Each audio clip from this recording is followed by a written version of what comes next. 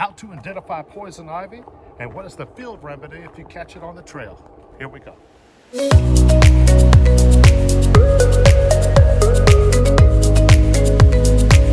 Okay, we don't have time for a long intro today, that's for sure. I want you guys to be able to use this as a resource, so I'm going to go ahead and get straight to it. This is what poison ivy looks like. You can find it on a vine, shrubs, you know, wherever. It's, I know in the eastern part of the United States, North America, it's all over the place. We're also going to cover what the myths are, what the symptoms are, when they start, what is something that you can do while you're on the trail and you don't have any, I don't know, calamine lotion, or you know that you rubbed up against it or touched it or it got on your skin somehow, but you're still inside the time frame to where you can try to wash it off and you can't get in the way of what you can do.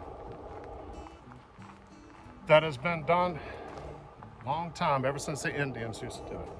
Okay, it has compound leaves. It's three. You have 3 leaves. A lot of people think it's 5 leaves. It's not 5, it's only 3 leaves. So it's 3 leaves.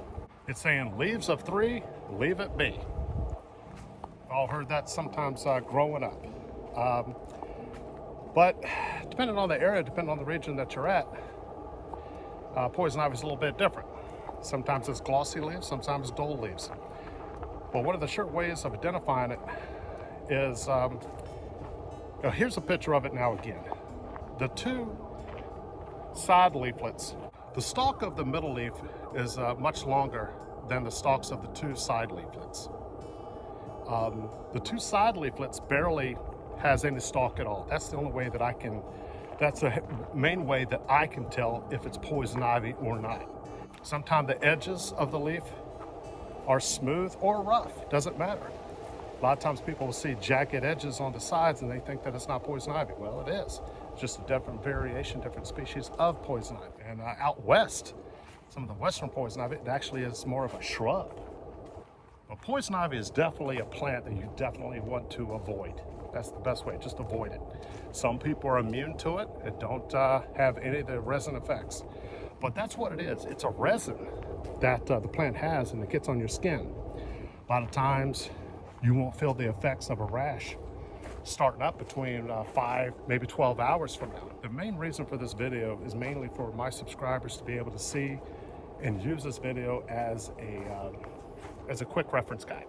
That's why I went ahead and went straight to the point to go ahead and put the leaves of the poison ivy right on the thumbnail and talk about it right at the very beginning, just in case you needed to download the video or have it in your archives. Sometimes the rash doesn't show itself for 12 hours or 5 days later sometimes, and it's a nasty rash. Itches like crazy. Sometimes the itching can start a lot earlier than that. Do you have to touch the plant? No, you do not. It can be in the area. Your dog or your pet or cat can get it on, rub it on its fur, or walk through poison ivy, then come up and rub up on you, or you pet your dog and it's been in poison ivy, and then you can get it that way just as well. Get it off of your clothing or whatever. Your skin does not have to touch it. Okay, let's say that you are hiking and you know that you made a mistake and you happen to have walked through or touched or came affected with poison ivy. At this point, you want to find what's called jewel weed. I'm going to put a picture of jewel weed right here, right now.